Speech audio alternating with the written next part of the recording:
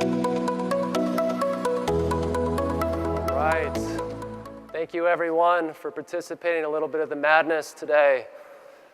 This has been a great event so far. Pitch Madness has taken now a few months to kind of all put together. We had over 100 companies sign up for this, and it's now, at the start of Synapse, been whittled down to an Elite 8, which I think we have a bracket to show that. And over the last 2 days, some great debating, some great companies going after it. We've now come down to just 2 companies. Want to show that? All right. So before we bring our debaters up, I want to thank some of the sponsors that have helped put this all together and have also put together some great prizes for our companies here. So Seed Funders, which is an early stage investment firm, has offered to invest $5,000 in the winner of the event. Aegis, yeah, a round of applause there, thank you. Aegis Law, which is an innovative business-focused modern firm offering a myriad of specialty services for startups and tech companies, has provided over 10,000 in legal services across first, second, and third place.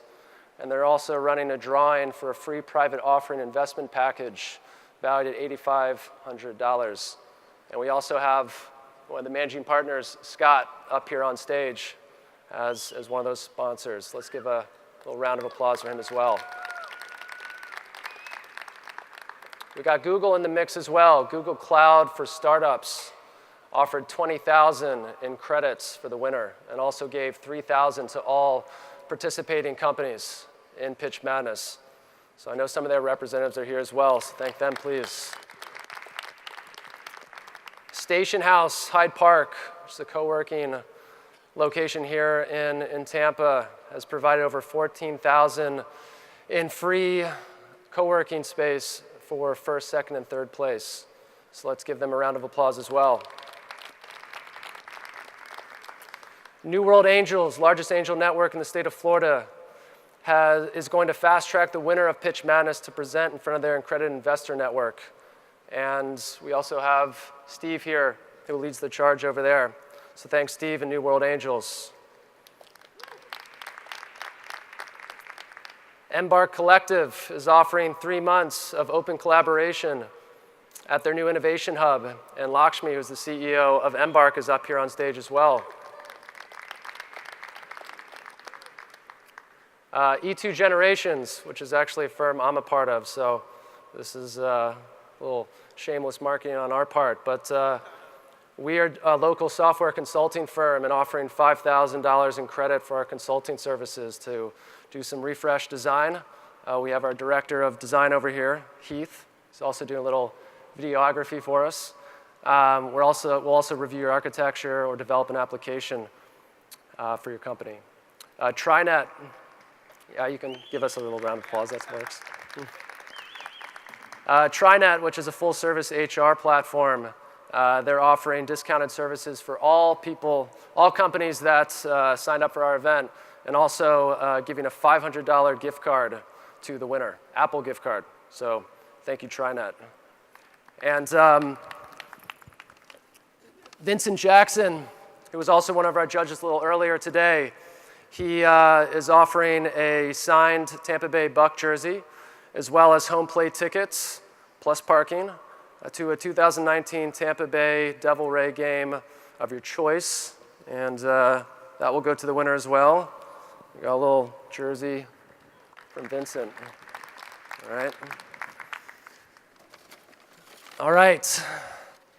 And before, again, we bring up our founders, I want to introduce our esteemed judge panel over here.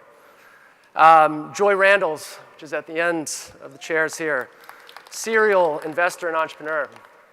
Lakshmi Shenoy, right here, CEO of Embark Collective. Scott Levine, founder of Aegis Law and iSelect Fund, right here. Steve O'Hare, president of New World Angels. And Richard Manassi, founder of Blackfin Technology and advisory board member at South by Southwest, right? All right, everyone ready to rock? All right, here we go. So our first founder that's going to come up here and compete, Sebastian, all the way from Miami, is the CEO and founder of SunVessel, offering mobility as a service, solutions that enable people to take short trips in a city using personal electric mobility devices. Come on down. And our second competitor, David, CEO and founder of TSOLife, here locally in Tampa, focusing on creating new and innovative ways to preserve legacy and pass down life stories for future generations. All right, guys, we have to do our coin flip. I will let Sebastian go first since he traveled all the way here from Miami. Can we cue up the coin flip? Would you like heads or tails? Ooh, what's it gonna do? Heads. All right. Would you like to go first? Want to start? 15 minutes on the clock, please. Let's do it. All right, first question. How would you ensure corporate culture as the business grows and expands beyond a single location? How important is it for different parts of your team to be in the same physical space? Sebastian. Very good question. I think one of the main jobs of a founder is to be the drum bearer for culture and the vision of a company, right? And as that company gets bigger, it gets more complicated to stream down that vision that you've had from the very beginning. I'll tell you guys our case. Every time you walk into our office, on the wall, you see something written. It says, "You are here to change the way people move." Everyone in our company follows that creed, follows that motto. And the first 10 hires that you have in a startup are critical. They're what they define the values of your company, the way you speak, the way you act, the way you think. So as you scale, what I like to do, and this is not my first company, I founded a company in Silicon Valley a couple years ago, is that you start focusing on the main values that you want in a company, and you start keeping those people that carry on those values. And you self-police that group, teaching other people what the values are, right? We value eco-friendliness, we value scalability, we value doing something that is good for our cities. So that's what we teach. We value design also. So as you grow into other spaces, as a founder, one of your main jobs is to go and make sure you teach and you evangelize. You're an evangelizer in chief, teaching others with that very same culture that was in the beginning. And I find that many startups, as they get bigger, they lose that. And they lose some of that magic because of that. David. So I disagree with him. I believe that if you're having to teach your culture, you've already failed because you hired the wrong person. The first thing I'm looking for when I'm doing a job and I'm hiring someone is, do they bleed our colors? So for us, we're providing senior living communities with the ability to tell their residents' life stories and pass it on to their grandkids. So the first question I ask in a job interview is, why did you apply for this position? And I'm looking for one answer. I had a loved one that passed that I wish I got to know. I have a mother with dementia that I wish I could hear her stories more often. Now that's culture. Now that is somebody that understands my vision, that understands our company's values. I'm not bringing on an employee at that point. I'm bringing on a champion of our culture. I don't have to go self-police. I don't have to have my 10 employees have that trained because that's what we hire into. Those are the people we are going after because they believe in the vision. They're the ones that are going to come take a salary decrease because they believe in what we're doing. I had a lady that we're interviewing the other day, I kid you not, my founders can back this up, who cried in our interview because I asked her why she was taking part in TSOLife, why was she interested. She talked about her mother with dementia. She gets what we're doing here. I don't need to teach her our company culture after that point. I don't need to tell her what we're doing. I don't need to have it on a wall. Everybody that steps foot in the TSOLife office gets that. And so as we expand, go into other locations, that's just beaten into our hiring and our employment process. That's beaten into our onboarding. It is with every fiber of every one of my employees. That's exciting to hear, but sometimes that doesn't happen, so you have to have a plan. It's very altruistic to say, yeah, we're just going to hire exactly for the values. You have to be there sometimes teaching people to do it. It's not something that just happens by itself. So to challenge on that, I mean, that's the difference, I think, is I'm not looking for employees. I'm looking for champions of my culture. I'm looking for visionaries. If you look at Airbnb, it took them 9 months to hire their first employee because they were looking for the right person culturally. That is how important it is for these companies. We saw Steve McDonald to Tony Benedetto. The first thing they say, the most important, is culture, culture, culture, and that is what the team focuses on. So that is embedded into our hires. We're not bringing on employees. We're bringing on champions of our mission. And I don't think we consider our team as employees. We consider them basically as family. They put their heart, blood, sweat, and tears in doing something because they believe in it. So I don't see them simply as someone who comes in from 9 to 5 and then just goes home. They're part of something bigger, and they know that. Anything to add? No? All right. Second question. What organizational structure do you use to scale and why? That be more like a meritocracy, hierarchy, or something else? Hierarchy, 100%. I fundamentally believe that the buck needs to stop with the CEO. People need to know where directions come from. Every team needs to have a project leader. There needs to be a clean line of communication. The biggest companies in the world, clear lines of communication. U.S. military, clear lines of communication. We've seen a lot of these models where teams like to just feed off of feedback. We like to come to an agreement. But realistically, the decision needs to be made. It needs to come from the top down. It needs to be dictated, and people need to rally behind that. So that's a big part of us, is having charismatic leaders that are able to carry that baton, rally the troops, get them excited.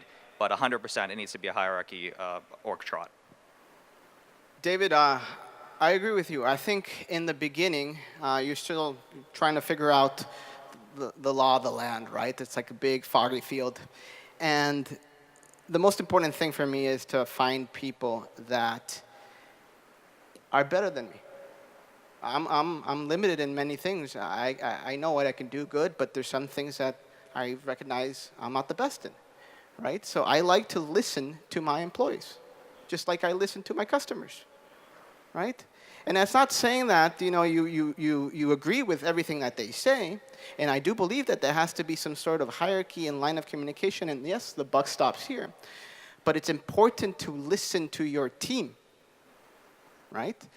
In different situations, you have to make fast decisions. Maybe you go and you act as the CEO and you make the decision by yourself. That's why you are the founder, you are the CEO. And also, what I believe is that, especially startups go through a life cycle. And what I like to do is I like to evaluate at the end of every phase that I consider phase 1, phase 2, who stays and who leaves. I think one of the main jobs of a founder, of a CEO, is to elevate people, to make them feel that they're doing something great, to make them feel that they're becoming something else. And that's, to me, it's the greatest thing that made me feel complete as an entrepreneur, is seeing someone that had a vision of how we were going to build things, and then we build the thing, and they look at it, and they're astonished, and you made them believe in it. And then you take those people to the next level. But I agree with you also. There has to be a line of clear direction also in focus, because there's a lot of ambiguity in a startup. Anything to add there?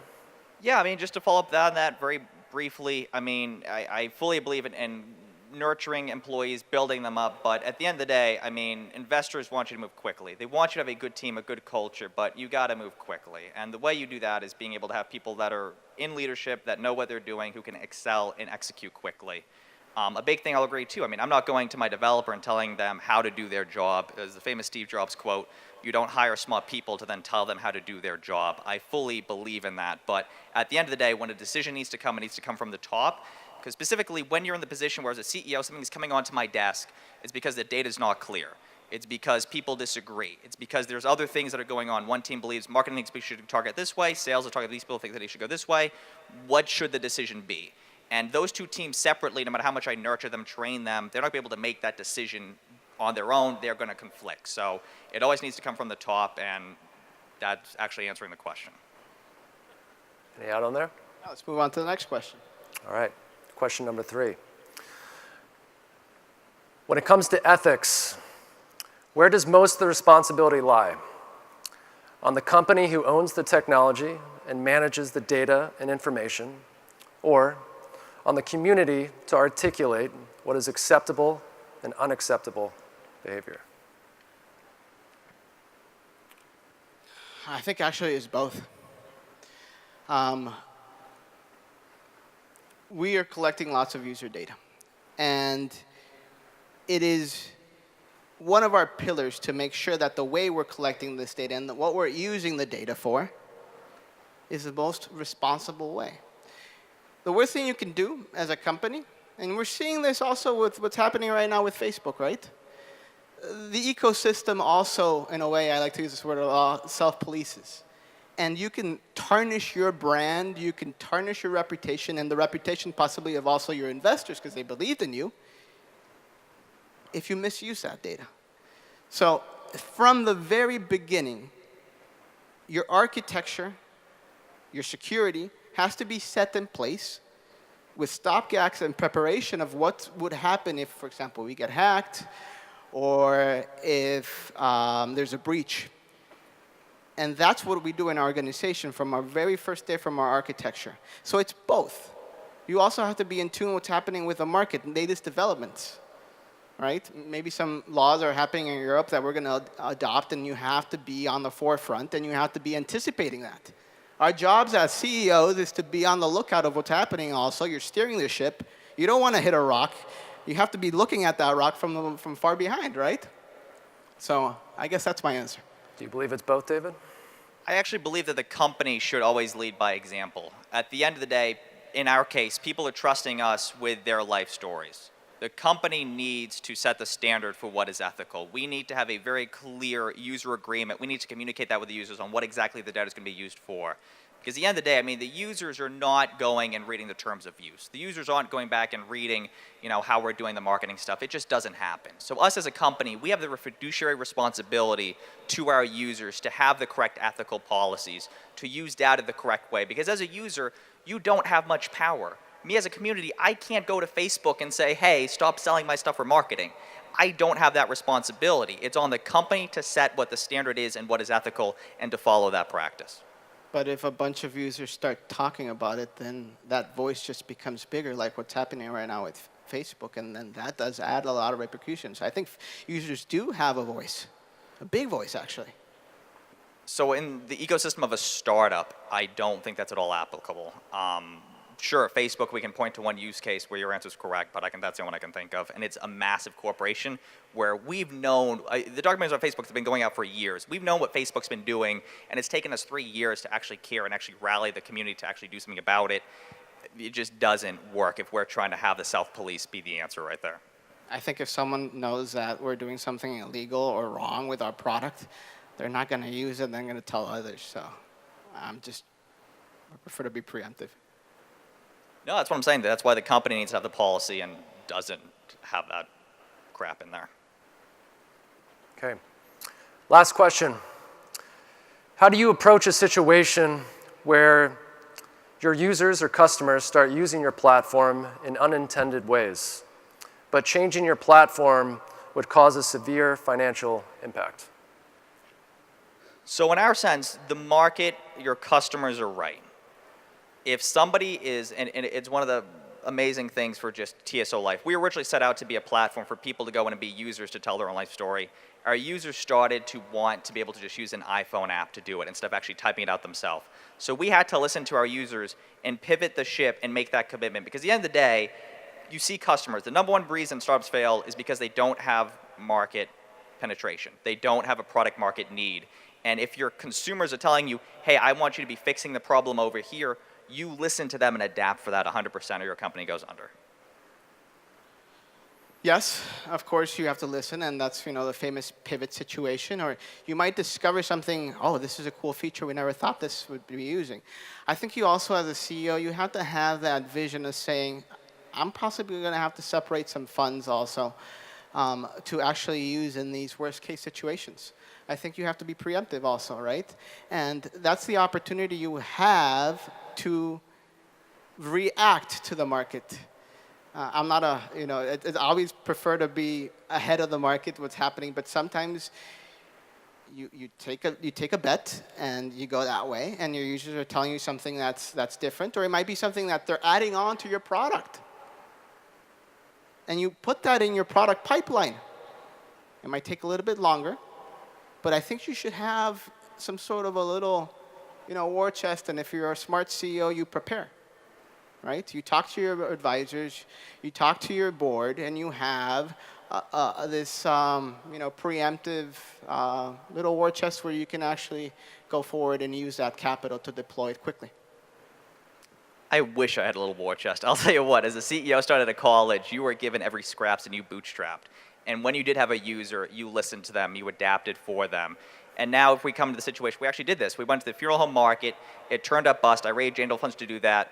We had a hint from the senior living community that they were excited for this platform, so we made that pivot. We went back to our investors, and they were happy to one-up, because everyone that's in the startup ecosystem knows this isn't easy. Failures happen. As long as you stay at it, you're tenacious, and you're showing good progress, investors will be happy to re-up and help you out. So I believe in being able to just get in there and work out that way. And time is up. Woohoo! Time is up. All right, guys, that was great. Let's give a little round of applause for that little battle. All right, now we kick it over to the judges for the big decisions. That was awesome. I mean, seriously, looking at 1,000 companies a year and hearing pitches, and I know how difficult it is to get a moment to get a question that you weren't expecting or didn't understand was coming beforehand. So great job to both of you. I thought it was very close. My thoughts. The culture question went to Sebastian. You both kind of gave the same response substantively, but I liked the way you approached it as a CEO with experience and how you have to lead the CEO. My experience is the culture reflects the CEO, and I was impressed with what you shared. Second question I thought went to, on the management question, also went to Sebastian. Ultimately, CEO is responsible to the investors in every startup and other constituents like customers. But my thought was that I could sort of relate to your approach of, all right, I need humility. I need to know that I can bring smarter people in than me because I can't do everything the best. And my company needs to grow by letting those very smart people that were inspired to come to the company do what they do well. I thought the ethics question I gave to David. I think I understand why Sebastian looked at it from a risk mitigation standpoint.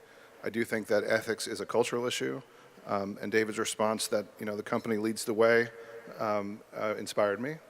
But I thought both responses were fine.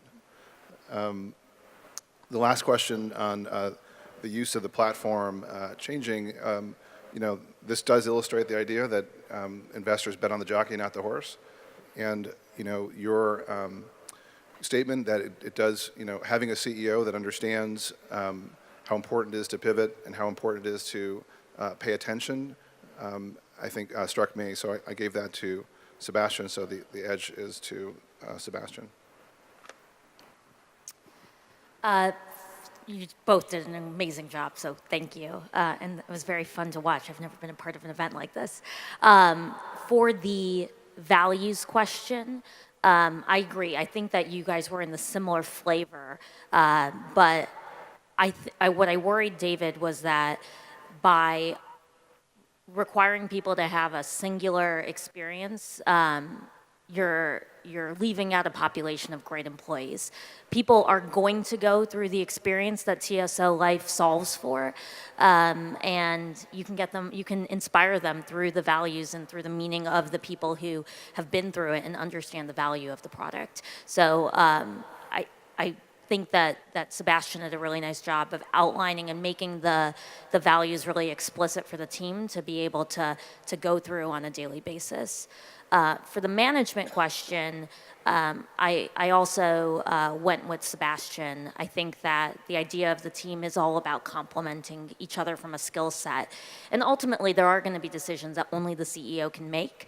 But when you have well-defined values, you can empower a team to be able to make decisions, so that mitigates the number of big decisions that get ladder up to the CEO. So I went with Sebastian on that. On the following question around, what was the third? On what? Ethics. I went with David on that. I think that a company has a duty to be proactive and really set the expectations with their user base. And then, can I ask a clarifying question on the fourth? I heard the question more of if users are doing something that might be bad with the product, how would you react? Is that right? It could be. It's just unintended. Unintended, okay. Yeah. So when I was listening to the question of unintended, I was thinking more of malicious, and so that was the way I interpreted the question. I think to me, it was a draw in terms of the answer, the way that you both answered it. I think that you listen to your users, you pivot. It's always nice to have a war chest, but I agree with David there. It's not always possible. But it was a draw. So for me, it was a 2 against 1, and I went with Sebastian. You know, I know why 2 of you guys are here. You're really good. Very, very well done, both of you. On the first question, I called it a draw. David, you have a benefit of a very unique product. I would have loved to have seen you say, and here's how I reinforce it after I hire him. Sebastian, everything you said was right. I would have loved to hear you say, I look for people that, ride scooters or do whatever, in that last mile of transportation. It would have been, you could have usurped David's answer a little bit too, but, I called it a draw because I think both answers were right for your individual businesses. On the next one, I really wanted one of you to say, what a stupid question. Sorry, Tyler. Wow. Spent a lot of time on that, Steve. Thanks. Of all the things that go into a startup, org chart is like number 58 on the most important things. There's so many good org charts that work. And I thought both your answers were good in terms of hierarchy and listening and all that sort of stuff. I gave Sebastian a slight nod on that question, but I really would have liked to both of you just said, org chart isn't my priority here. It's an outcome of what I'm trying to achieve. It's not a way I design success, because org charts, trying to design success on org chart is a fool's errand, in my opinion. Ethics I gave to David, because you've stressed company more than both. Sebastian, you're right, it's both, but the fact of the matter is we control the company. And so I gave the nod to David on that one. And on the last one, regarding how approach when used is misused, I didn't assign maliciousness in there, which perhaps I'm naive there. David, you got a slight nod there because I think you answered first and you both answered correctly and about the same. So for me, it was a slight nod to David on overall on that. So first thing I want to say, both of you guys are incredibly sharp.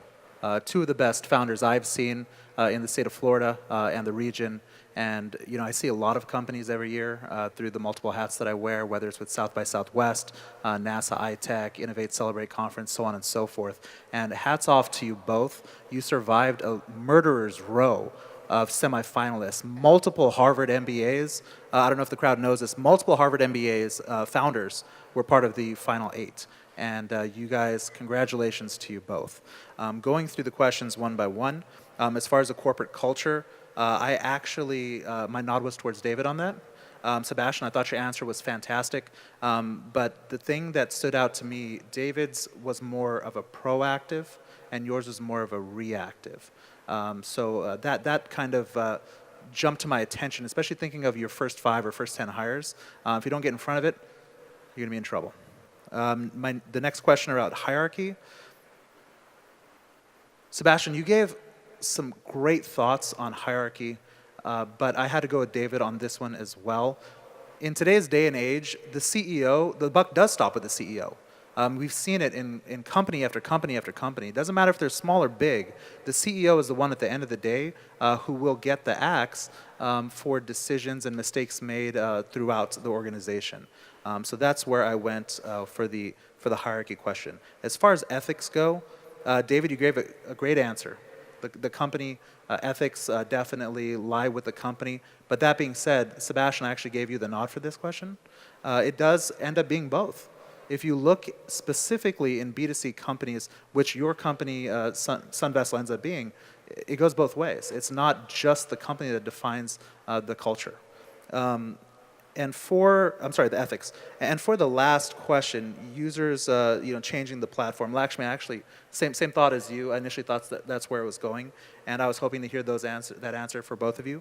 But for the answers that you gave, for what you both said, I gave the nod to David, because the customers, they're going to drive where the startup's going to go. Unfortunately, we have visions for our startups, where we want to take them, where we want to point them. But like Mike Tyson says, everyone has a plan until they get punched in the face. So it's really when the customers tell you their feedback, that's where you need to take your startup. And great job again to you both. My nod to David. Yeah, of course, why not? I'm like, so I'm not going to go through one by one, because I don't think I'm going to say a whole lot that you haven't already heard. So I don't think that's particularly beneficial. What I will say to you is, having been on both sides of the desk and having been a CEO 11 times in building companies, there were some key differences in what I want to see and what I would look for if I were writing you a check. So to me, I think that the leadership does always come from the top, but I think you both actually said that in very different ways. My personal opinion is the CEO has to do a few things. They have to lead, so they have to lead dynamically, and ultimately at the end of the day, there's only one chief, and there's a lot of Indians. However, the most important skill that a CEO can have, other than finally making that decision when they have to, is listening. So Sebastian gets the nod there, because you have to develop that skill, and sometimes it's very hard to learn. And my guess is, since this isn't his first go around, he might have had some battle scars from the first one to get there. I think the other thing when it comes to ethics, I actually liked your answer better, David. I have 2 cybersecurity companies. However, I do believe it is a duality. So we can't hide behind, as consumers, the thought that somehow or another, magically, the companies are going to take care of us. And Zuckerberg is a phenomenal example of that, because denying that you knew something when you absolutely knew that you knew that is BS, in my personal opinion. So I think there's onus on both sides. Yes, you should create a structure where ethics and integrity are paramount, because your brand and integrity go hand in hand. And ultimately, you'll lose the customer at the end of the day. But I do think it's two-sided. And then lastly, I'll say, I think there's a couple of things. So to me, one of the reasons I liked Sebastian's answer better when we're talking about scaling a company and how you would do this, once you go beyond one office and you're not all sharing the same space, having created that culture and having all of these little ambassadors throughout, it's hard to replicate that. And so while having a personal experience is important, having that sign on the door and having everybody see that is a great reminder of why you're there. And I think as a CEO, you have to constantly remind people of what the vision is for the company. And it's not going to always be personal to everyone at the end of the day. The other thing is, I first started out, as everyone else did, thinking that your last question was about problems, right? Like, oh, the customer's going to go out and do this bad thing. But then, actually, Sebastian said, but the unintended consequence could be very different. The other thing that I liked that Sebastian said at the end of the time was that he's going to create a war chest. And so a war chest means a lot of things to different people. I would argue that as a CEO, it is your job to set aside money for that problem that is going to happen. It's not if it will happen, it will happen. Because otherwise, you're going to be going, how the hell am I going to make payroll today? Because I had this other thing and I had to adapt. So if you don't plan for that inevitable roadblock, which you will hit, then I think that's a problem. So at the end of the day, my vote's for Sebastian. All right. Guys, thank you so much. Guys, great competition. Sebastian, congratulations. Thank you very much. We'll do the inaugural ceremonious. thing. There you go. I didn't have hair, so I mean, I guess it would work. And Thank you. It means a lot. It get means the a lot. jersey Thank as you. well. All right. Very Thank you, humble. guys. Thank you. Guys, thank the judges, please. Thank you, judges.